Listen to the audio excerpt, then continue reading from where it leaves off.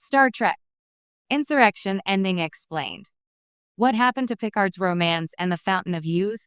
Star Trek Insurrection, the ninth installment in the Star Trek film franchise, is often remembered for its idyllic setting, philosophical themes, and a more personal story that stands in contrast to its action-packed predecessor, First Contact. Directed by Jonathan Frakes, the film follows Captain Jean-Luc Picard and the crew of the Enterprise E as they uncover a conspiracy involving forced relocation, hidden rejuvenation technology, and a planet that may hold the secret to eternal youth.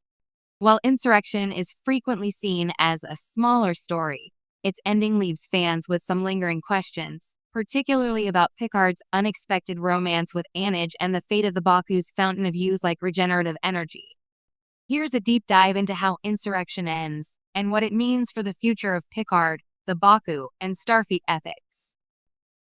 The true nature of the Baku homeworld. The heart of Insurrection lies with the Baku, a peaceful, agrarian society who have chosen to live without advanced technology.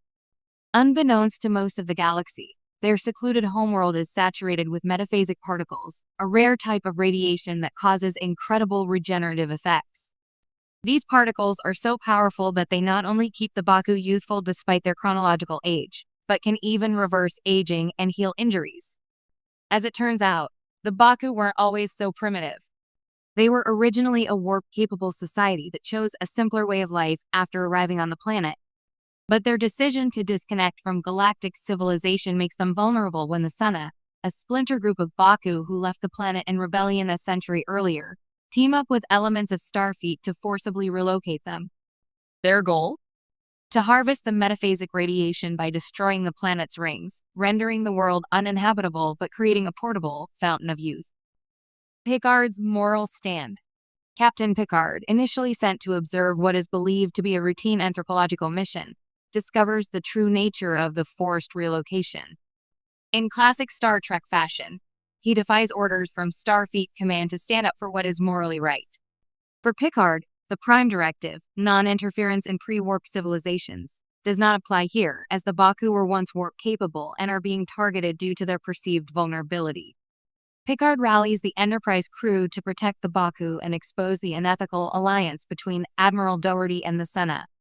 This rebellion culminates in a climactic confrontation in space and on the planet's surface, where the Sana's leader, Ruatho, is ultimately defeated.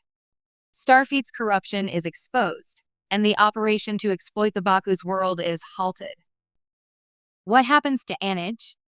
One of the most surprising elements of Insurrection is Picard's romance with Anij, a wise Baku woman played by Donna Murphy. Their relationship offers a softer, more contemplative side to Picard, something rarely explored in the films. Anij represents everything the Baku way of life stands for: calmness, timelessness, and inner peace. Her ability to stretch a moment of time speaks to a deeper connection with the world around her, one that fascinates Picard. By the end of the film, however, their relationship doesn't take the path of fairy tale endings. Despite their emotional bond and Picard's brief temptation to remain on the planet and enjoy a rejuvenated, slower-paced life, he ultimately chooses duty. He promises Anij that he will return, but as Star Trek Nemesis later confirms, Picard never does. This bittersweet farewell is very much in keeping with his character, torn between personal happiness and professional responsibility.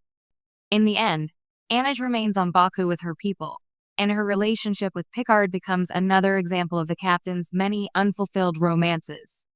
While not as iconic as his entanglements with Beverly Crusher or Vash, Anij represents a what-if scenario. What if Picard had finally allowed himself a quiet, content life? What becomes of the Fountain of Youth? The metaphasic radiation is never exploited. Thanks to Picard's intervention, the planet is preserved and the Baku are left in peace. However, the tantalizing idea of a natural cure for aging, illness, and death is never revisited in Star Trek canon, leaving many fans wondering why this incredible scientific breakthrough didn't ripple across the galaxy. The likely in-universe explanation is ethical and political. After the scandal involving Admiral Doherty and the attempted genocide of the Baku, Starfleet would